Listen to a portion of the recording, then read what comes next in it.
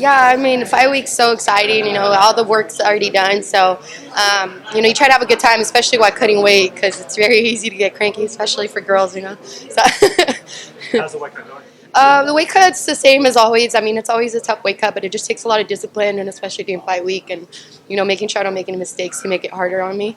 But it's going good, according on schedule. So.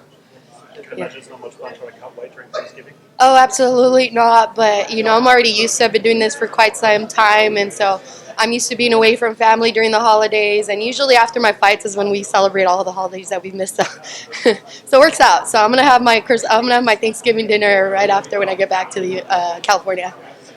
You mentioned when you asked, it looks like you're having fun up there. Is that part of the reason that you decided to go with Justin and all those people? It seems like it's a very comfortable environment for you. Yeah, I mean, we like to say that sometimes when we look at fighters during fight week, it's like they're going to their funeral. Not for me. I don't feel that way at all. Like I'm having so much fun. I mean, these camps. I mean, they're so grueling. Sometimes you put in so much time and energy, especially like myself. I love what I do for my job for a living, and I train so hard that when it gets to fight week, it's almost like my birthday week. Besides having to eat cake every day, I'm not gonna get my cake until Saturday night, which is fine. But yeah, no, I love fight week. I think it's important to have that positive, good vibes during fight week. And take that into the cage and get the job done. Do you see any parallels between yourself and Marina? I mean, you came in and had like the really hot start. We're getting a lot of attention. It seems like she's kind of in a similar light. She got some big names early on. Do you see any similarities? Yeah, a little bit. There's a little bit discrepancies as far as I feel like what the level of fighters she received in comparison to me. I think that, and especially with like height and size advantage, all the girls that she's ever fought before in the UFC, which are a lot smaller than her, they're like this tall, and she's really tall. And then she went and had a draw with Randa Marcos, and that one you could have easily said, maybe even Randa took it, but it was a draw. She's definitely an up and comer. I know she's hungry. I know she understands how important this opportunity is, but I feel like I'm the more seasoned veteran. I'm definitely going to be the toughest opponent to date for her. That's for sure. Did you think that's going to be that was mental toughness?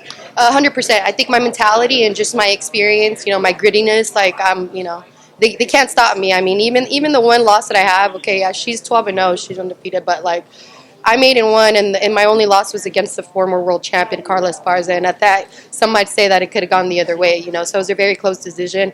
I don't think I lost that fight or ever. I don't feel like I was ever mentally defeated either. It's just one of those learning. It's a small bump in the road. There's no world champion that is undefeated. Only a few, but not very common, and that's because most champions fall down and get back up and keep fighting. So that's where I'm at. I was going to ask you about that fight since it could have went either way. What did you learn from that? Well, I learned that there's everybody's got a game plan. Everybody's got a game plan. Just like Mike Tyson, so you get punched. Well, in this case, is like I went in there to have a game plan with Carla Esparza, and I set out to try to do it, and I ran out of time. I didn't make the adjustments, so that was one of the big learning lessons for me is making sure that if your game plan's not going and the time's running out, you need to make those adjustments to make sure you get that win. And so it was my job to get the finish and do the adjustments, and I didn't do that. So I feel like that was a big learning lesson on my part. I don't think I got beat up by her. I don't think she was a better fight. I just think I lost the fight to myself. There's been a lot of evolution in the division since you last fought. I mean, I think 2 titles have changed hands since then. What do you just think of where things stand now compared to when you last competed? I mean, I think it's awesome, but who knows in my head that way back again with Weili and Joanna going at it. That's going to be a great fight coming next year, and I'm super looking forward to that. Those are 2 people that I definitely want to fight for sure because I think they're 2 of the baddest women on the planet, and I think it's great. I mean, for the first 2-3 years of the strawweight division is always the same fighters in the top 10, and all those fighters are pretty much heading out of the top 10 already. So I'm excited. I think the whole commotion, everything moving around opens the door for me, especially right now. I think a lot of the top 10 fighters either they're injured, they can't fight, or they're taking some time off or something. But I'm there, I'm healthy. Hopefully this Saturday, we both come out healthy and we can schedule a next fight soon. But I'm ready for whatever. I want that title next year. Weili was number 6. Dude, I'll fight anybody. I've called everybody. I've called Weili.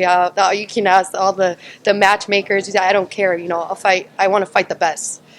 How has this time off impacted your game? Because like when you first came into the UFC, it was the quick fights in rapid succession, where I'm sure you don't get a ton of time to work on things in between. what does a gap like this do for your development?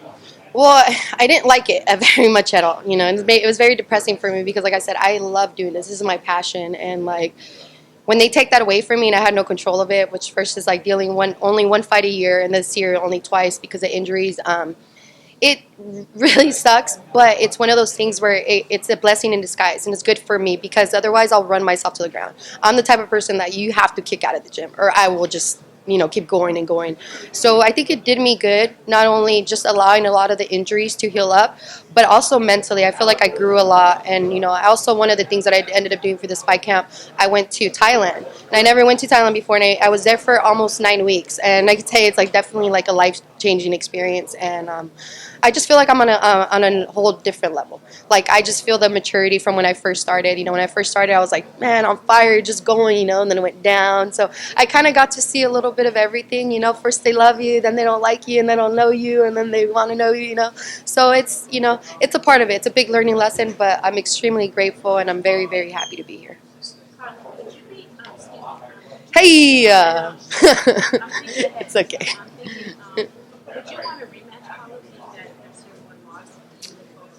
Honestly, my main goal is to be the strawweight world champion. And if she happens to be in the way of me getting that title, of course I'd like to rematch her. But it's just not. It's like I was devastated the first time, getting my loss. But like I said, I don't feel like she beat me up, and then I'm gotta go get her. If you go based on damage, let's get it straight. There's only one person that really got beat up, and that was her. I'm sorry, but she did. But I ended up, losing the decision, and so. Like I said, if she's in the way of the title, then yeah, I'll fight her. But other than that, whatever. Move on. Yeah. Does it excite you to, it seems like those top three or whatever are like more striking-based fighters, stuff like that. Like there's not going to be someone you do fight for a title that's probably going to go in there and try to push you against the fence and take you down, stuff like that. Well, there is Tatiana, but overall, man, I feel like.